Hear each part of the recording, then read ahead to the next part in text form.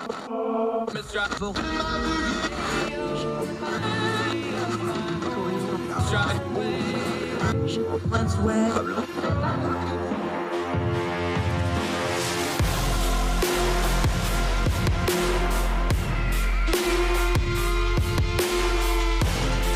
With your host, Andrew Donaldson. This is Heard Tell.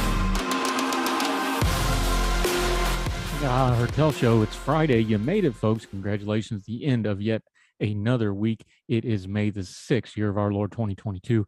Continues to roll along. I'm Andrew Donaldson. Thank you so much for joining us on Heard Tell. A lot of stuff going on out in the world today. We're going to talk about it on a couple of different fronts. A great piece that my friend Dennis Saunders, who's been on this program frequently, we'll have him on again. He's written in ordinary-times.com about the nastiness and his word, stupid, I agree with him, way that our discourse has devolved on social media, but he doesn't think it's social media's fault. He thinks it's our fault. And he talks about how we've lost the concepts of big tents and inclusivity. But also, we're going to touch on this Johnny Depp Amber Heard trial, what we should and shouldn't be taking away from it. It touches on something that's relevant in all of our culture across politics and culture and stardom, fan culture, and how it will really screw up your discernment on what's going on in the world. We're going to end on a really good note. DoorDash driver who ended up saving the life of the person she was supposed to be delivering the food to, and also gained a friend in the process. Talk about that in just a little bit. Great guest today, another Young Voices contributor, Elise Amez-Droz. She is going to talk healthcare with us. We're going to talk about why the American system is the way it is. It's still a great healthcare system. It's as good as anywhere in the world, but it does have a lot of issues. We don't want to overblow the problems. We don't want to underplay the challenges either. Great perspective from her. Going to talk about how the employee-based insurance system has changed American healthcare for good and bad, government regulation, how that's changed, how we are down the road from the Affordable Care Act, how that has changed things, and what's coming up, because we do have kind of a ticking time bomb on healthcare regulation getting ready to go off. She'll explain all that. Elise Amez-Droz on Heard Tell today. Can't wait to talk to her. You're going to really appreciate this conversation on healthcare. But first, back to the issue of the day. We are still talking about abortion since the Alito draft became public knowledge.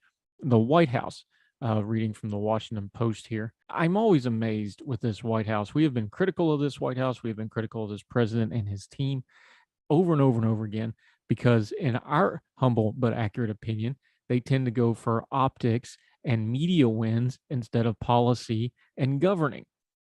This is just, if this is accurate, what we're going to read here, this is from Yasmin Adelabe and Tyler Panger. I apologize if I'm mispronouncing those names. Writing in the Washington Post, the headline, White House scrambles for ways to protect abortion. Reading into the piece just a shade. In the hours after the leaked Supreme Court documents signaled, once again, folks, no such thing as a leak. It was leaked on purpose. Signaled the court was poised to overturn Roe v. Wade in the coming weeks. President Biden vowed to fight to protect access to abortion. Quote, "We will be ready when any ruling is issued," Biden said in a statement on Tuesday. But in marathon meetings and phone calls among White House officials, government lawyers, outside advisors, and federal agency officials, a sobering reality has settled in. There is little the White House can do that will fundamentally alter a post-Roe landscape. While officials have spent months planning for the possibility the court would overturn the landmark ruling, the leaked document caught the White House off guard. Let's stop right here. How in the world did that catch you off guard? Little old us at Ordinary Times, we've been discussing since the initial oral arguments of the Supreme Court that when this went down, it was going to be a dominant news story. We had already discussed it. Now, we expected it to be in June, because usually the court holds major decisions like this to the end of the term. So we were like, well, June's going to be abortion month on Ordinary Times. That's how we're going to have to do our coverage. That's what people will be writing about. It's how we're going to have to moderate our discussion boards. We're just doing it about 3 or 4 weeks early, but it doesn't really surprise us, because anybody that listened to those oral arguments, looked at the makeup of the court, and looked at the arguments involved, knew that one way or the other, even if they upheld Roe or overturned Roe, this was going to be a big deal. So how in the world would the White House not know about it? Hold that thought. We'll be back to that in just a second. Officials are discussing whether funding, or whether through Medicaid or other mechanisms, could be made available to women to travel to other states for an abortion, according to outside advisors who spoke on the condition of anonymity to describe internal discussions. but many doubt whether that is feasible. Congress can guarantee the abortion access nationwide by making the protections under Roe v. Wade law, but there's widespread recognition inside the White House that this path has been foreclosed for now. Democrats hold a razor-thin majority in the Senate, and key Democrats have made it clear they will not be supporting eliminating the filibuster, which would require the 60 votes. A lot of what the Biden administration could do would be window dressing, and that ultimately we're going to have a system of conflicting access to reproductive health rights depending on the state you live in, said Lawrence Gostin, director of the O'Neill Institute for National and Global Health. Quote, this is a direct quote, and there's very little that Biden can do about that. So one of two things is going on here. Either they really were completely caught flat-footed, not unbelievable with the way this White House has conducted their business over the years, or, and I think this is probably more accurate, they just don't know what to do and are flailing because they don't have an option here and they know this is hurting them on their base. Abortion, the reason it's so loud is because this is the issue that people feel the strongest about and are the least likely to compromise on. Now, this ruling initially, fundraising went up for Planned Parenthood. Fundraising went up for the Democratic Party. So the base of the party that is very pro-choice is going to be very engaged on this issue. The problem is it's not really going to expand past that base because not a whole lot of other people are going to come in on this issue. We talked about it before. Before this happened, Punchbowl News, we talked about it on yesterday's program. Abortion wasn't a major issue in this campaign. Now it'll be a more important issue in this campaign for the midterms, but it's not going to take over the number one slot. The White House is trying to act like they're doing things. This is the kabuki theater, the failure theater. Oh, look how hard we're trying. But there's almost nothing they can do about any of this. Everything's automatic now. The states, the 26 states that have laws on the books, those will go into effect. They'll be challenged in court, and around we go again. Almost every state legislature will probably take a look at abortion if this goes down in June like we think it's going to. And the Biden administration, they're trying to substitute exertion for efficiency in governing. They're looking like they're doing a lot. They're exerting a lot of effort. They're making a lot of noise, but there's absolutely nothing they can do about this.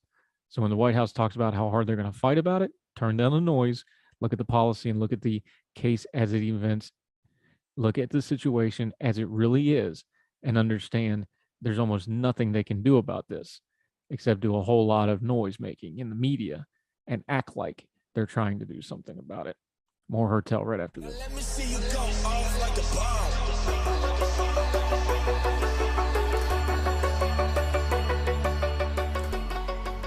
Welcome back to Hertel. I'm just going to touch on this briefly because it's really loud in the culture, but it's something that I don't care to discuss or deal with. The Amber Heard and Johnny Depp trial continues to drag on and get tons of coverage. Ezra Marcus has written in the New York Times a piece that I think is well worth your attention on this topic. Go seek it out. Go find it. We'll link to it in the show notes. Talking about how extreme fandom is a very poor mix with criminal court and complex matters like domestic violence, like drug addiction, like abusive relationships, like people who very clearly are troubled and not very good people. I just want to highlight one little point that they write about here. High-profile celebrity cases have drawn a wider audience ever since court TV began broadcasting from courtrooms in the 90s. But the trial of Mr. Depp and Ms. Heard has become a case study when complex claims are filtered through the lenses of stan culture and social media. In addition to the live coverage on TV, YouTube, and various outlets and websites, countless short clips edited for maximum virality are circulated on Instagram and TikTok. Fan cams and social media parlance featuring forensic analysis of Mr. Depp and Mrs. Heard's trial attire and courtroom exchanges that have been described as savage, all caps. Here's the deal with this extreme fandom. Always, without exception, clouds your judgment and your perspective. This goes for politics. It goes for Hollywood movie stars, goes for music stars, goes for pro wrestlers. It can go to a famous family member or a patriarch or matriarch of your family. You can have a fan culture based around them where you don't see them clearly. We've talked about that when we've dealt with abuse episodes, how those sorts of things happen. I don't get into the nitty gritty of this case for a couple of reasons. One is once you start going to things like domestic violence, people who have admitted drug use, things like this, it's extremely messy. That's why we have courts. Let them sort that sort of stuff out. There is no good guy here. I don't care about your fandom. If you want to parse out who was more bad, that's fine. But both of these people are bad human beings that have a wealth of problems and have done a lot of damage to themselves and to each other. I wish them better than what they have. I doubt they get the help they need, but that's my wish. But this is a very bad thing for you to take your culture and try to apply it to other things, because it doesn't really apply to anything else. It's just your fandom talking if you think one of these people is worth holding up over the other. They're both troubled. They're both horrible people when you actually look at what they're doing to each other here. Fandom is dangerous. It comes from fanatic. And you don't ever want to be a fanatic about another human being, because no matter who that human being is, they're just as flawed as you are. They put their pants on just like you do.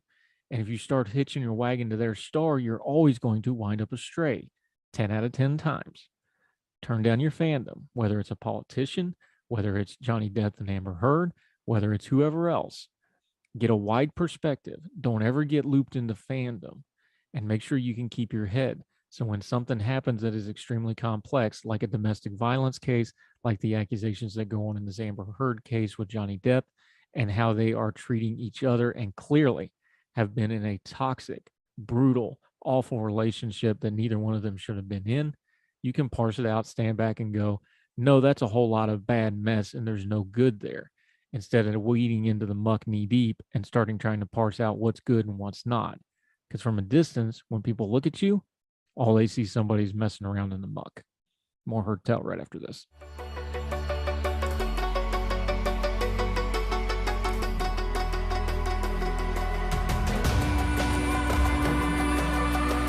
Welcome back to Heard Tell. I'm Andrew Donaldson. This is going to be good. We're going to talk a little healthcare. Another of our great Young Voices contributors, Elise Amez-Droz. I didn't say the Z's. I practiced hard on it. Great writer. She's been writing about healthcare stuff. Ma'am, how are you? Thank you so much for the time today. I'm doing great. It's great to be here. It is. I appreciate your time very much. Let's start big picture before we delve into some of the writing you've been doing. I want to do a little perspective, because we seem to have some really well-worn narratives in American media, especially the news media, especially social media, about our healthcare system. Give us a little bit of perspective, though, because, you know, if you listen to Twitter, people are dying in the streets and it's horrible and it's the worst healthcare system ever. And or there's people who's like, yay, the free market is the best thing ever. We know neither of those is true. You've spent a lot of time overseas. You spent time in America. What would you say the actual state of our healthcare system is? Because it's kind of been, and you wrote about this, it's been pretty static since the ACA, Obamacare, whatever you want to call it. Not a lot has changed. So what's the current status of our healthcare system if you take an objective viewpoint of it? Yeah, objectively, we spend a lot of money on healthcare in the US. The government does and the private sector does. So I think the biggest lie that people believe is that this is a free market. Healthcare is by no means a free market. There are about $1 and $2 in healthcare that comes from the public sector. So we're really not in a free market system. Now, there is more market involvement here perhaps than in the rest of the world in many places, but that doesn't mean that the private sector here is unimpeded either. There are lots of healthcare regulations. And I think those two things together, the fact that there's a lot of regulations and still a lot of control from the public sector, that actually drives up our prices. So we spend more. That is very true. We spend more money per capita on healthcare than any country in the world. But that's not the full story. It's not because of the free market. There is so much more going on. And part of it is just that the government has done such a great job getting involved in every single aspect of our healthcare system. And that's really the two-edged sword when we're talking about healthcare in America right now, isn't it? Is that there's all this money involved, but there's also all these strings about where the money goes. And then when you go to the private sector side, there really is some really definitive funnels of where all the money goes and where the money is to be made, just to be frank about it. How unique is that to the world, though? And I know people talk about things like socialized medicine or single payer or European style or whatever you want to talk about. How unique in the world is our system of healthcare, where we have both of those and we have this absolute river of money going through it, and we have generally pretty good healthcare, but the problem is we're not really getting the bang for the buck for it, are we? No, that's absolutely correct. To go back in history a little bit, in the 40s, we started having wage controls due to the war. And that's when employers started offering healthcare. That's a pretty unique thing in the world. There are very few countries where employers offer health benefits to employees. And that came about because they couldn't raise the wages, so they just offered new benefits. After the war, we solidified this, so we codified it in the law. The IRS says employers are exempt from taxation whenever they provide, that money that they give of the wages to their employees for health benefits does not go taxed. But past that, in the 60s, we realized, wait, not everyone's an employee. Some people cannot work because they have disabilities, and some people are too old to work, they're retirees. And so what do we do for those people? And that's when Medicaid and Medicare came into the picture. And we started, involving the government much more in our healthcare system. And so over time, that actually has led to a huge number of people being covered by Medicaid and Medicare. And while our quality remains very high, you mentioned earlier, people are not dying left and right. We have excellent care in the United States, despite all of the criticism that can be validly, expressed. But we've seen just how much this intrusion of the government, and then the way we regulate what counts as, coverage, what counts as, good care, that actually has led to an increase in prices. You mentioned the history of it going back to the 40s. It seems to me, because I tend to put history on a lot of the things I deal with, even if it's an economic or a political or a healthcare issue like this is, and this is all three of those wrapped into one. The post-World War II era really shaped America as it is now. That's where we got the explosion in population, we got the explosion in economic growth, and that's when the healthcare system became, well, we have all this competition for jobs, so all these jobs started offering healthcare benefits because they were competing for all these people and for all this economic growth. Well, we're 60, 70 years down the road from there. Does that model still work in America? Because that's the model as it's set up. The government's doing a lot of patching of the holes between that, but is the base assumption of, well, the employers are going to provide health care? That's really where the debate is on all this, isn't it? It is, and there are several issues now. Like you said, over time, the situation has devolved into something that's not really sustainable. On the one hand, because healthcare costs have grown so much, we have a hard time providing health insurance to people at an affordable rate. So employers spend, $7,000, $8,000, $9,000, $10,000 per person for insurance, and that's a really high cost. Like whenever you want to bring on a new employee, you bear that cost that the employee may or may not see, because not every employee pays the premiums, and most employees do not pay the full premiums. So that's a challenge for small businesses that want to come online. How can they afford that? Like adding this burden for each employee that they bring on.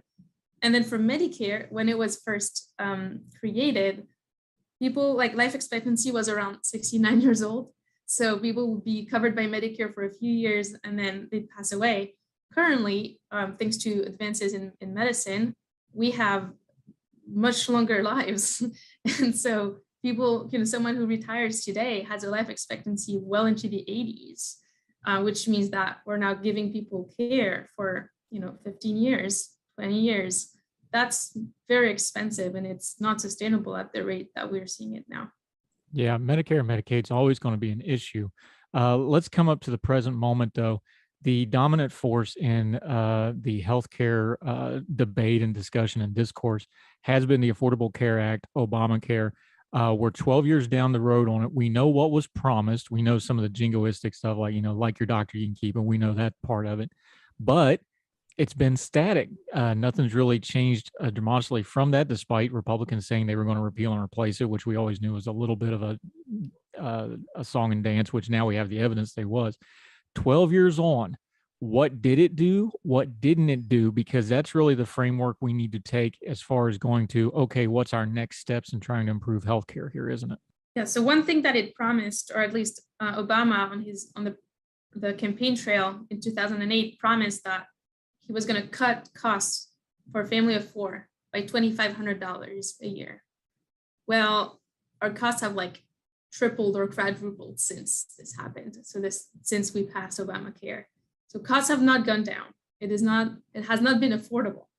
Has it covered everyone? Because we were saying, we're going to protect patients, we're going to give them coverage, but we'll still have roughly 30 million people who are uninsured. That's about 1 in 10 Americans. Now, some of them don't want to be insured. There are reasons why the Obamacare design, went away at first. Everyone was supposed to have insurance or they would pay a penalty. That penalty went away. But still, it's not closed the coverage gap, you could say. What we have seen is lots of people benefiting from the Medicaid expansion. So many states expanded Medicaid coverage to people who were not previously eligible, people who didn't have disabilities or didn't have an income below the federal poverty level. And that's been the main way through which people have gained coverage through the ACA.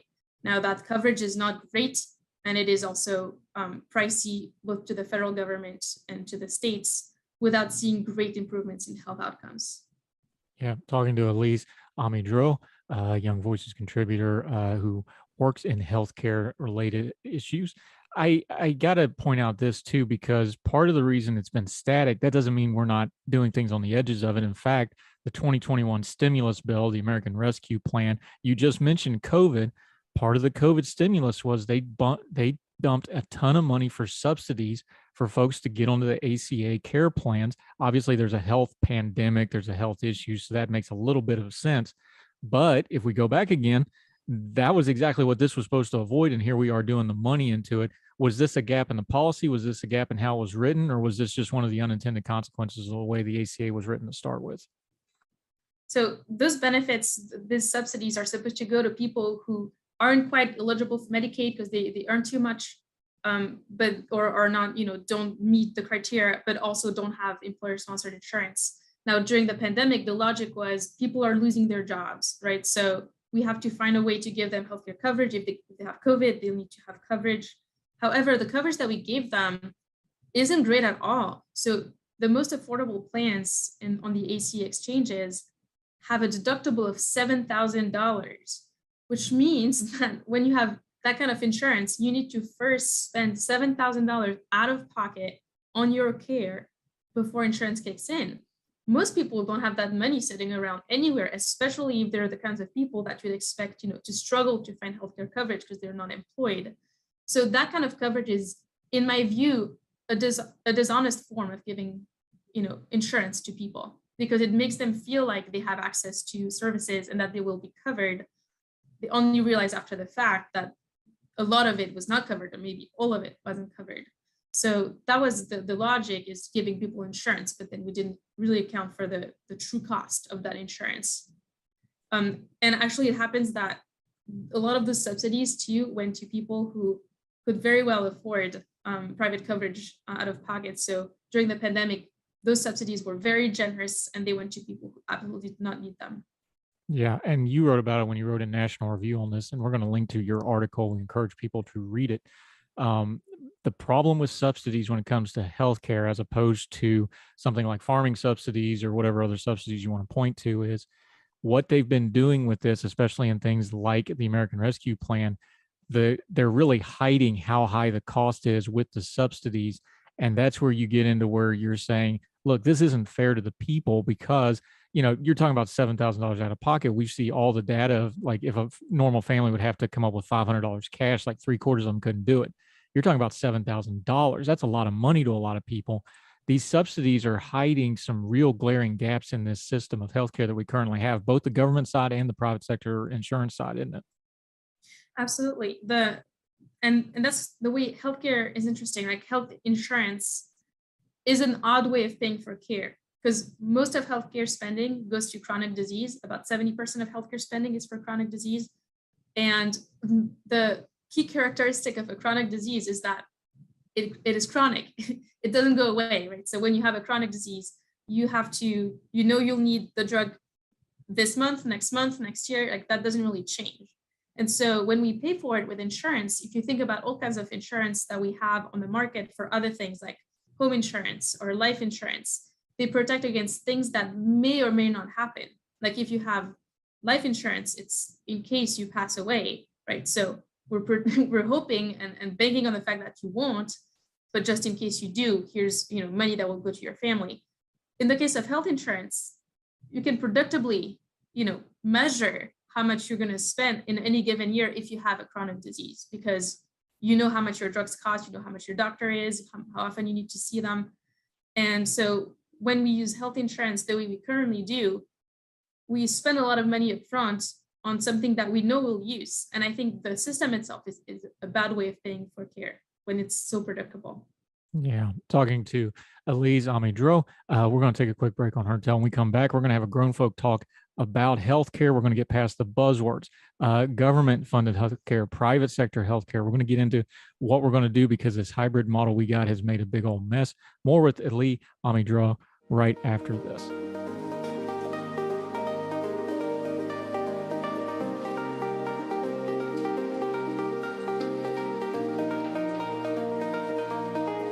Welcome back to Her Tell. We're continuing to talk little healthcare today with our friend Elise Amez-Droz from Young Voices.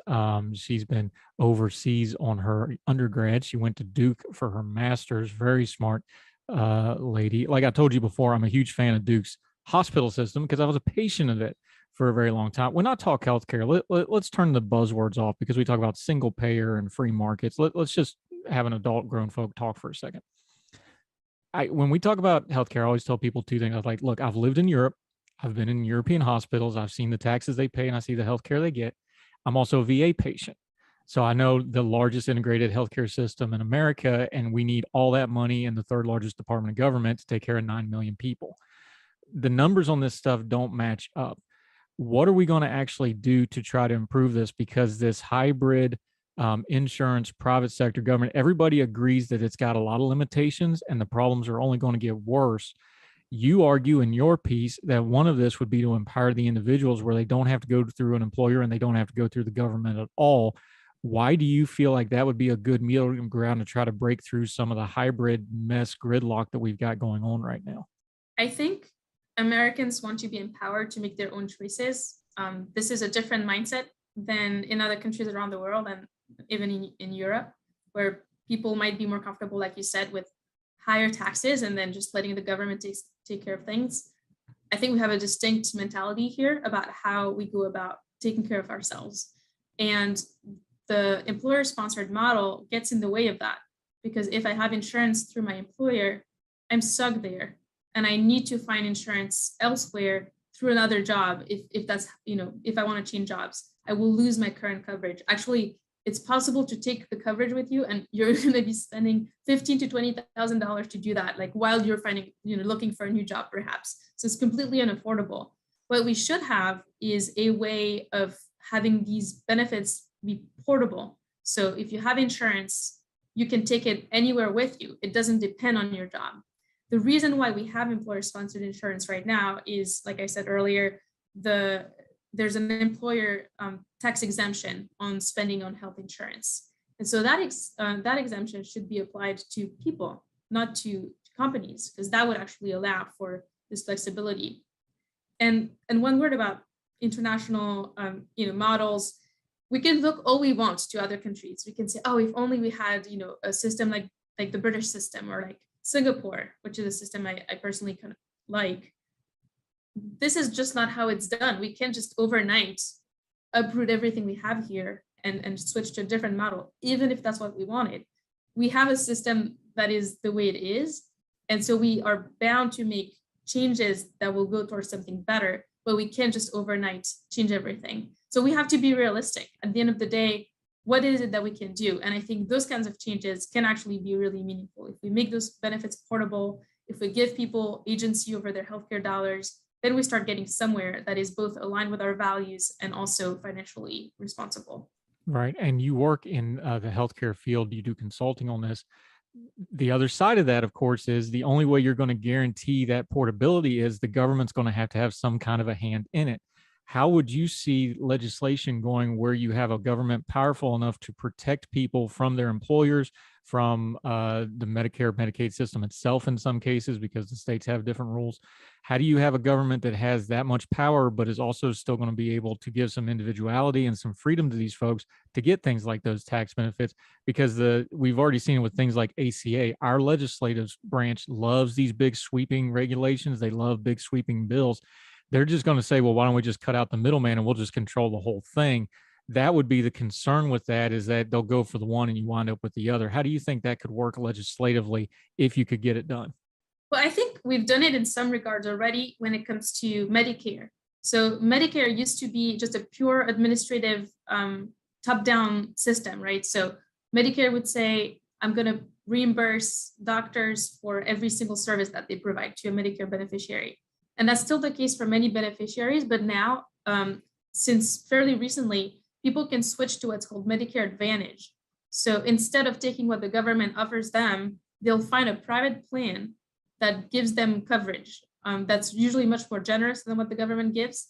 And then the federal government reimburses those plans a flat fee a year to take care of those patients. So it can actually be done. This has led to more competition because there are many providers, many health insurers that offer Medicare Advantage plans. It's given flexibility and more agency to patients on it. So I think there are ways in that regard that work. And like you said, for to change the portability, I think it's simply changing, Congress, if that is what they want to do, to reform the portability, they could change the rules around the employer exemption. I think it can be done. Yeah. Talking to Elise Amez-Droz, our friend from Young Voices, healthcare expert, as you can tell from having listened to her for the last 18 minutes. Let's talk about that for a second, though, because Medicare expansion is wildly popular. Every time it goes on the ballot, it almost always passes, even in deep red states.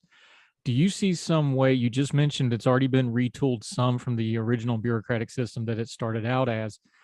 Is one of the paths forward just going to have to involve Medicare expansion because it's so popular? It's not going to get pared down. No politician's ever going to touch that. There's going to have to be some element of that somehow. Is it going to be scalable enough to solve 30% of this problem, 50% of this problem? Where do you see that going? Because obviously that's the direction the people are going. The politicians are going to follow them. Where's that leading when it comes to this healthcare discussion, do you think? That's a good question. So I was talking about Medicare Advantage, which is for seniors. The Medicaid expansion is for people who are low income or people who have disabilities. So for those people, like you said, there is the expansion. So states are moving to extend Medicaid benefits to more people than were originally on it before the ACA, before Obamacare. You're right, it's a very popular policy at the state level. Now, states are finding out that it's a lot more costly than they expected. The federal government reimburses states for the money that they spend on Medicaid beneficiaries, but as it's turning out, it's been a lot less affordable for states than they expected. So I think this is one reason for which some states are not going to adopt or going to delay adoption of the expansion for a while. But my view for Medicaid is actually it should become much more efficient. There's a lot of bloat in it, a lot of ways in which Medicaid beneficiaries are not taken care of very well. And Medicaid should be for people who are truly in need, truly indigent, cannot work, cannot take care of their family without Medicaid being available. But for everyone else, what we want is incentives for people to get off Medicaid because private insurance works better. It's much better to be on a private plan than it is to be on Medicaid because you're kind of at the mercy of the state, which is never a good thing. So I think the types of reforms there are different, but program integrity, just more transparency in Medicaid would go a long way. Yep. And here we are right back to talking about cost again, which, every time you talk about healthcare, we come back to the cost. No matter which way you talk about it, more government, less government, more private, less private. How big of a piece of all this, if we're going to have any kind of a coherent, consistent system of healthcare in America, goes to they've got to figure out some way to have transparent pricing and level pricing across the healthcare system, because that's really where all the holes, where all the good intentions fall into, isn't it? Because there's just nobody knows what they're paying until after they get charged. Then they spend years fighting it. Insurance don't cover it. It does cover it. This is really the maelstrom that's driving all the churn in the healthcare system right now, is that I don't even know what term you want to use, the lack of transparency in the billing. I know the regulation makes it that way in a lot of cases. It's not all the hospitals' fault, but the hospitals are perfectly happy to cash the checks at the same time. Talk about that for folks that maybe don't fully understand it, or who have never had, like I've gotten, where I've got 5-6 year old medical bills still showing up. Talk about why that's such an important piece, because all this other stuff doesn't work if they don't straighten that part of it out. Because it's just like being in debt. If you never get out of debt, you never fix anything anyway, right? Exactly. The problem with the lack of transparency is that we don't ever buy anything else without knowing how much it's going to cost. You can't make a decision without knowing how much something's going to cost. Like If someone says, do you want to spend, a week at the Ritz on the beach? That sounds great. Oh, how much is it? Oh, wait, I can't afford it. Like, you will make a decision when you have all the facts, and it's not just enough to know that it's going to be good quality.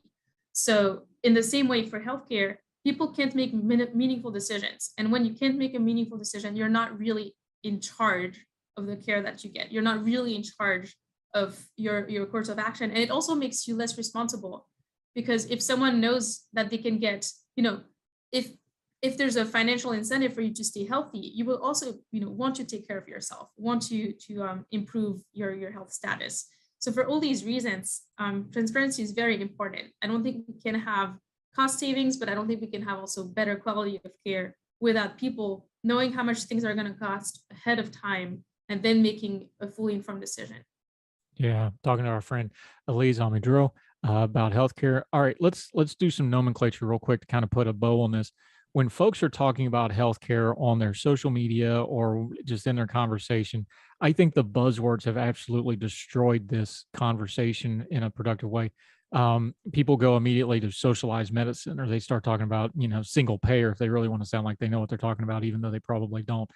What's some better terminology that people should be throwing out there that will drive discussion, as opposed to just when you say socialized medicine, that wall goes up immediately? What's some terminology people need to talk about? You already mentioned transparency and pricing. That's a good one. But give folks a couple things that they can talk about, even the folks that are maybe on the different ideological side than them, and they can kind of start changing their language in these conversations and see if we can get them a little more productive.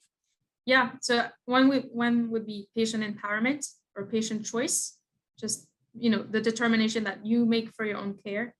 And another one that I said earlier, maybe a bit wonky or not as fun, but portability, just having access to something that's portable that you can take with you.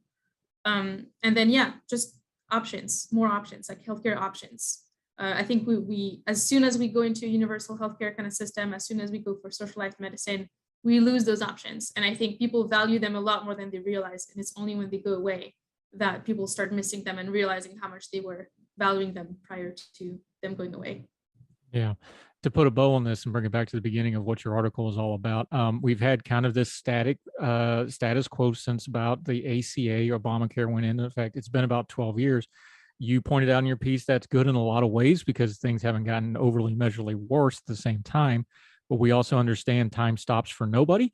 How long can this go in this current state before we start seeing real problems? Because we're seeing some strain on the system just from the fact that, inertia moves us forward, but there hasn't been any new regulation. How long can this go before there's going to need to be a real serious overhaul just out of necessity? Because I know a lot of people, the accusation during ACA from the Republican side was, well, they're building this to fail to collapse the system, or 12 years down the road. That hasn't quite happened yet.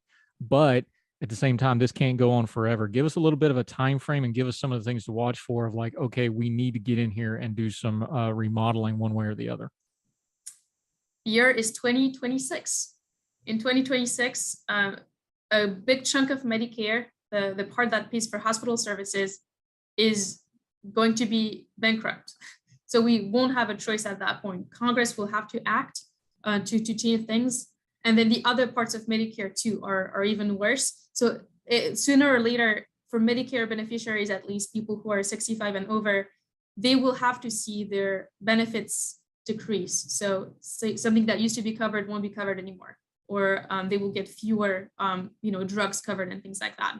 We'll feel that this decade. So there's no time to lose. There's a lot of reforms that should happen sooner than that, so that the shock is less violent when it happens.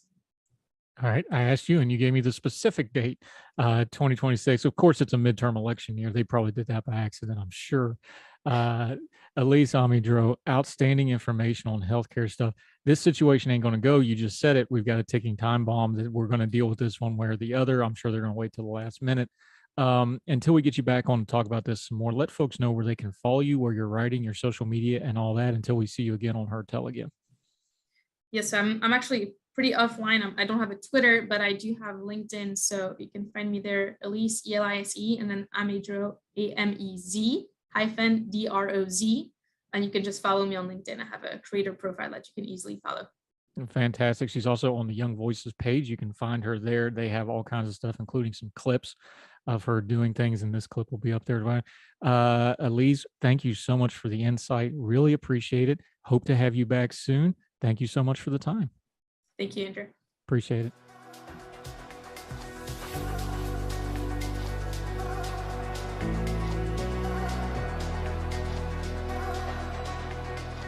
Welcome back to Her Tell. I want to highlight something that was written by our buddy Dennis Saunders. He is a frequent contributor to both ordinary-times.com, where this piece is posted on Friday's edition. Please go read it, ordinary-times.com. Make sure you're following Dennis too. And he's on this program multiple times. We're looking forward to getting him on again. I've already reached out, see if he wants to come on and talk about this particular piece. But he's writing about the big tent. We used to talk about big tent in politics. You want to get as many people into your party as possible into the big tent. Problem is, big tents don't fundraise as much as intense smaller tents. He's working off Bill Bishop's book about the big sort, and he wrote this in Ordinary Times, and I want you to listen to what he's saying. And just for full disclosure here, he cites me in this piece as well, but that's not the main reason I'm doing it, although I would really appreciated him citing one of the earliest pieces I ever wrote, and in fact, it's the piece that really kicked off my writing career, which led to my media career, which led to me sitting right here doing Her Tell with you. It's cited, it's linked in the piece. Go find it. I'd appreciate it. But I want you to listen to his words. Dennis Saunders writing in Ordinary Times here. This sorting is taking place at all levels of American society. Remember when I talked about how the families of representatives and senators lived in D.C. and they mingled regardless of party affiliation? That's not the case anymore. The collegial atmosphere in Congress started to change through the 80s and 90s and what we see today. While you can't pin it on just one person, it's important to note that the former House Speaker Newt Gingrich is a notable role in stripping away civility and turning Congress into the partisan jungle where Republican representatives are pilloried by colleagues and receive death threats because they vote for a Democratic infrastructure bill, and the senators who voted for the first African-American woman to the Supreme Court were deemed by members of their own party of being, quote, pro-pedophile. Twitter may have made it easier to spew this hate, but it was not the instigator. Americans were in the thrall of conspiracy theories well before Twitter and Facebook. Do you remember the stories about Ohio after 2004 election? Do you remember former Congressman Ron Paul's newsletters, which were filled with conspiracies and racism? In the sorting of America into red and blue and not social media, that has made American culture a little more stupid than before. Social media was a vehicle, but it's not the main cause. We live in an age where we no longer want to persuade. When we want to speak to our own side more than try to persuade others, our brains get dull. We no longer have to think about why we think about our beliefs is better than your belief. We are no longer exposed to other beliefs that make us think about our own beliefs and maybe reconsider what we have always believed. We go from towering intellectual giants to crass hacks. Politically pure cultures lead to inbreeding, and that leads to a lower form of discourse, one that is not only dumb, but it's mean. It's also important to note that social media isn't all bad. It can bring people together. Then this is the part where he cites me. We'll skip that just because, believe it or not, I don't really like talking about myself so much. But Dennis ends this way. America has been splintering from the mass culture for at least 30 years. It has happened gradually over the years and in the last decade, and it happened all at once. Social media made it happen all at once, but it was going on for a long time. If you want to have a more holistic society, one that is more of a big tent than the fragmented society we have now, we have to do more than go after Facebook or YouTube. Our society has been fraying for years. We need to find ways to reknit it. Our society, that's going to take time. No, that doesn't mean we are going to go back to 3 networks and all the other hallmarks of past mass culture. But we can find ways to create new institutions that would welcome a wide swath of culture and not just a narrow sliver of society. Social media isn't innocent in how our society is developed, but it's also not the sole problem. If we want to move away from a dumb and mean culture, we need to find ways to recreate the Big Tent. Thoughts worthy of chewing on? We're going to have Dennis Saunders come on the program in the coming days to discuss this further. A man I greatly respect, whether we agree or disagree. He always makes me think. And we'll be back with more Her Tell right after this.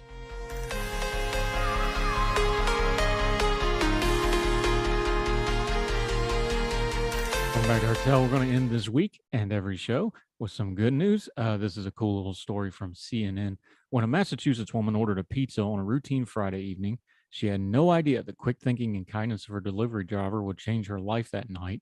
Karen Hubert Sullivan put in the call for a late dinner on February the 11th, and DoorDash driver Sophia Furtado brought the order to the address in the small community of West Island Fairhaven, located on Buzzards Bay, about 20 miles southeast of Fall River.